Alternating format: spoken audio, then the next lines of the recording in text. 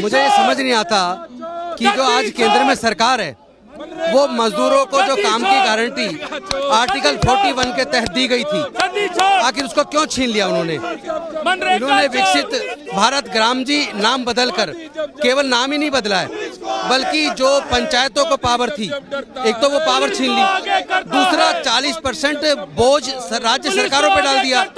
राज्य सरकार पहले से आर्थिक तंगी से गुजर रहे हैं, तो ये बहुत बड़ी साजिश है जो मजदूरों को हर हाथ में काम और काम के बदले में दाम देने का जो काम यूपीए की सरकार में कांग्रेस के नेतृत्व में सोनिया गांधी जी के डायरेक्शन पे आदरणीय मनमोहन सिंह जी ने लागू किया था, उस अधिकार को आज मोदी जी ने छीन लिया। आज पूरे देश नहीं पूरी दुनिया के सामने ये साबित हो गया कि ये केंद्र में जो मोदी जी की सरकार है ये मजदूर विरोधी सरकार है और सही मायने में ये देश विरोधी है।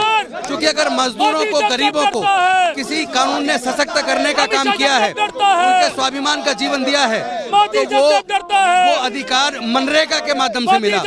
लेकिन आज मोदी जी की सरकार ने मजदूरों की गर्दन पर छुरी चला दी है, उनकी हत्या कर दी है और ये हत्या वही लोग कर रहे हैं जिस विचारधारा के लोगों ने महात्मा गांधी जी की हत्या की थी। उसी विचारधारा के लोग आज देश में गरीबों, मजदूरों और किसानों की हत्या कर रहे हैं। अरे जो सरकार निकम्मी है, मेरी ये समझ नहीं आ रहा कि ये सरकार क्या केवल पूंजीपतियों के लिए काम करेगी?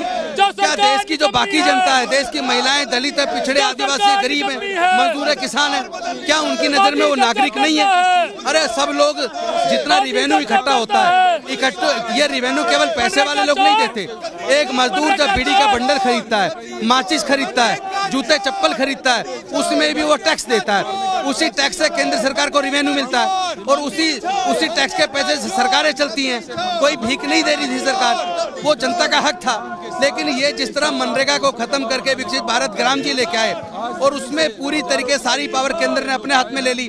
अब केंद्र की सरकार तय करेगी किस पंचायत को काम मिलेगा, किसको नहीं मिलेगा।